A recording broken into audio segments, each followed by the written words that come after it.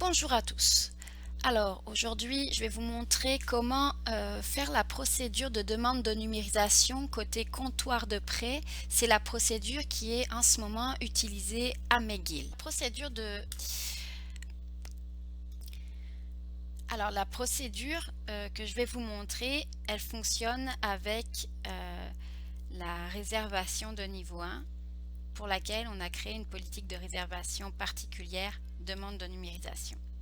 Donc là, je vais vous montrer la procédure côté usager, puis côté employé dans WMS. Donc, l'usager va aller chercher un livre, par exemple.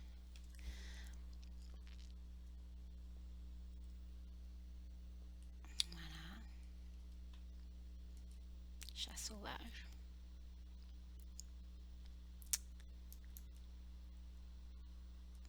OK.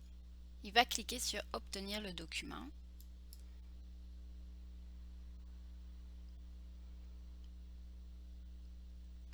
Puis n'importe quel exemplaire et demande de numérisation. Ainsi, après, il met les pages ou les chapitres qu'il veut avoir numérisés, donc chapitre 3 par exemple. Voilà. Donc, trois choses ici que je veux dire, c'est que ici j'ai mis n'importe quel exemplaire parce que on n'en a qu'un, puis c'est pas utile nécessairement. Ensuite, effectivement, vous allez voir que je veux ramasser le document à demande de numérisation. C'est pas nécessairement le libellé le plus clair et cohérent pour l'usager. Et ensuite, on peut pas modifier ces libellés-là.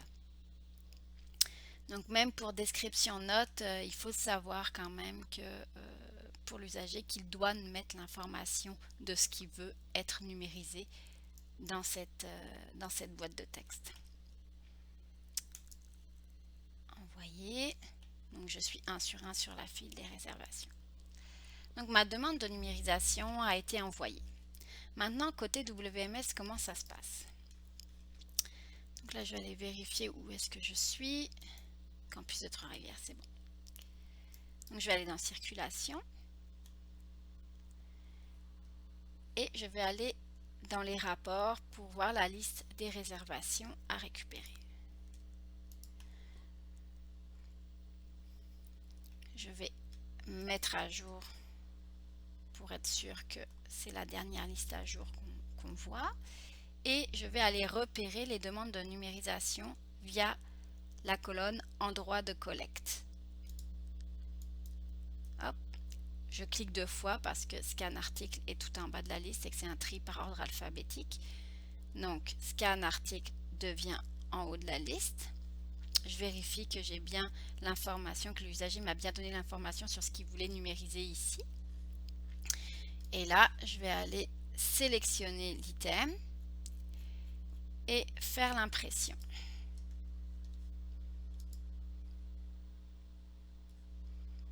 Du reçu. Imprimer. Je vais aller dans GTAD.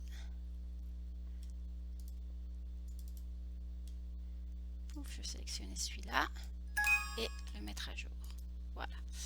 Donc ça, c'est mon reçu. Ce qui arrive à ce niveau-là, si on reclique ici, on voit qu'il y a eu un reçu d'imprimé.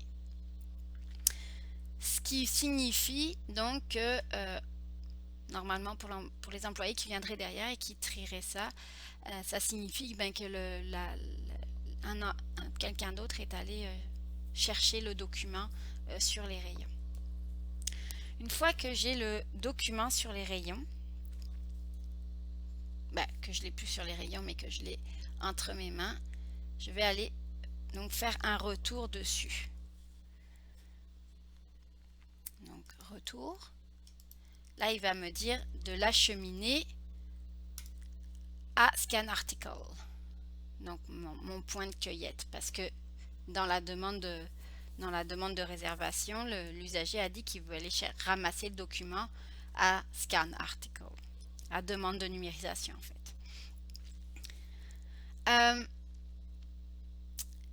Donc à partir de là, ce que je vais faire, c'est que je vais devoir changer la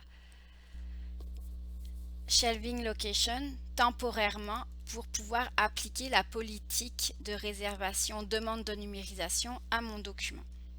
Pourquoi je fais ça? Parce que cette politique va être différente de la politique de réservation habituelle associée à collection générale pré-régulier. Je ne veux pas que l'usager reçoive des avis de votre document est bien arrivé, etc., etc., qui correspondent aux réservations habituelles. Il va avoir un avis ou pas d'avis, mais on va traiter sa demande. Et en plus, cette réservation, ben, elle a un délai court parce qu'on a mis juste 5 jours pour pouvoir la traiter, la demande de numérisation, parce que ça peut être plus ou moins, ça peut être au maximum 5 jours pour pouvoir faire une demande de numérisation, mais vous pourriez mettre un délai moindre. C'est à vous de décider. Donc j'enregistre. Une fois que j'ai fait ça,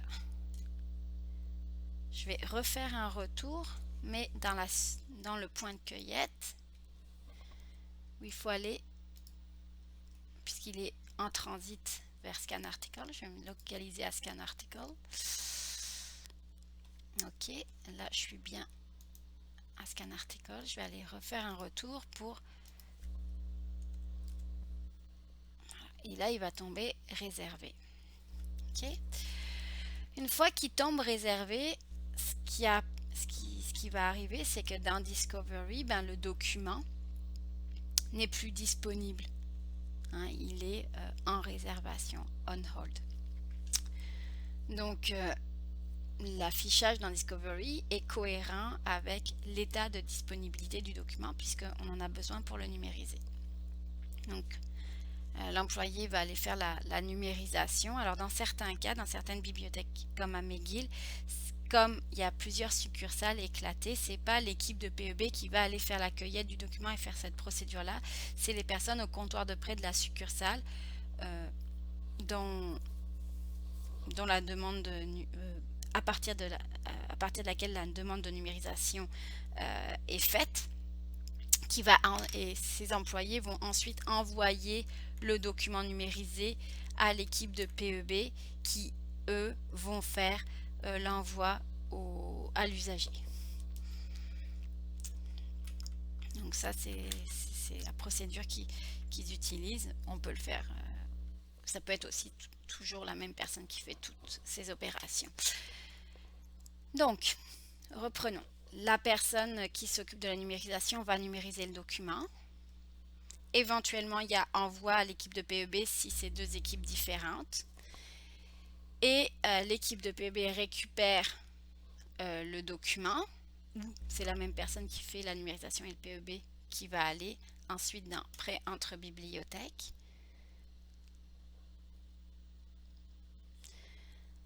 Article Exchange. Là, il va aller choisir le fichier qu'il a numérisé. Donc, moi, je vais prendre un fichier pas très lourd. Là. Voilà. Hop, Open, Drop File. Là, je peux envoyer, et je dois envoyer un courriel comme quoi le document est envoyé. Et il faut qu'ils aillent utiliser ce code-là. Donc, mon nom d'usager, je peux aller le rechercher, par exemple. Donc, ici, pour aller trouver qui a réservé le document, je vais là. Puis là, je vois que c'est moi qui l'ai réservé. Je clique sur le nom de la personne. Puis je vais aller dans son profil. Là, je récupère son courriel. CTRL-C. Non, c'est pas là que je vais aller, c'est ici. Voilà. Hop. Donc ça, je le retire parce que ça va pas fonctionner. Donc ça, c'est mon courriel à la maison que j'utilise. Et que je pourrais utiliser une autre adresse, mais ça va être ça. Et j'envoie l'information de l'avis. Donc l'usager va être avisé qu'il a reçu un document numérisé. Il faut qu'il aille le chercher. Une fois que ça c'est fait, il faut libérer la réservation. Donc je vais retourner au niveau de mon document. Voilà. Puis je vais devoir supprimer la réservation. Donc là je suis allée dans la réservation de mon usager là, comme ça je suis allée plus vite, et je vais supprimer la réservation parce que sinon je suis obligée d'attendre 5 jours pour que la réservation expire. Mais là si je l'ai terminée en 1 ou 2 heures, il n'y a pas de raison que ça reste 5 jours indisponible. Donc je vais le libérer, je vais supprimer la réservation. Je vais juste garder mon code barre parce que j'ai pas le livre entre les mains. Supprimer la réservation. Voilà. Donc là, ça va. Ma politique de réservation, elle envoie un avis en ce moment. Quand la réservation expire, ça envoie un avis à l'usager comme quoi il devrait avoir normalement reçu un courriel qui lui indique que les informations pour pouvoir aller chercher son document numérisé. Vous pouvez ou vous pouvez ne pas mettre d'avis, mais il faut quand même mettre un avis d'expiration, sinon ça va être un avis par défaut qui va être envoyé. C'est l'avis qui est utilisé pour toutes les réservations, donc annulation de réservation. Une fois que ça c'est fait, ben, je vais falloir que je fasse mon retour sur le document. Mais il faut aussi que j'enlève la shelving location temporaire avant pour que le retour se fasse immédiatement sur la bonne shelving location. Donc là, je vais aller enlever la shelving location temporaire. Je vais reprendre mon code barre, on ne sait jamais. Et je vais aller dans retour. Ici, là, je vais aller directement me mettre à Campus de Trois-Rivières parce que c'est là où était le document. Sinon, ça va me faire un retour. En plus, il va y avoir un nouveau transit. Fait que là, je fais un retour automatique. Ici, automatique. Voilà. Et je refais un retour avec retour document non prêté pour que dans les statistiques, ça se calcule comme une consultation sur place et non comme un prêt. Voilà. Alors, les avantages de cette procédure, bon, d'abord, c'est techniquement possible. Ensuite, ben, ça permet de travailler éventuellement avec plusieurs équipes de travail qui font pas la même chose. Donc, quand on a des succursales éclatées et que c'est pas la même personne qui fait la demande de numérisation et qui va chercher le document. L'autre chose, c'est que ça permet d'avoir toujours un affichage cohérent dans Discovery sur la disponibilité ou l'indisponibilité du document pour l'usager, pour les usagers subséquents qui voudraient rechercher le même document. Par contre, ben, les inconvénients, on les voit là, c'est quand même la lourdeur du processus. Ça demande quand même pas mal d'opérations. Et ce qui est intéressant de savoir aussi, c'est que oui, techniquement, c'est possible, mais dans un groupe, comme on est tous dans un groupe, on ne peut pas vraiment complètement isoler, si vous voulez isoler ce service de demande de numérisation à seulement une catégorie d'usagers locales et exclure des catégories d'usagers locales, ben, vous ne pourrez pas le faire. Ce qu'il va falloir, c'est qu'il va falloir trier dans le rapport au niveau des réservations à récupérer par catégorie d'emprunteurs. Puis vous allez voir, ok, scan article, il m'a donné les informations, mais est-ce qu'il fait partie de la bonne catégorie? Oui, non. Puis s'il ne fait pas partie de la bonne catégorie, ben, vous faites refuser. Puis voilà, c'est réglé, c'est annulé. Puis si la personne demande pourquoi, ben, il faut juste que ce soit dit enfin, faut juste qu'il communique avec la bibliothèque. Donc voilà, voilà, mais c'est fini pour cette procédure. Ben, merci de m'avoir écouté. J'espère que ça vous a éclairé et montré un peu comment ça fonctionnait.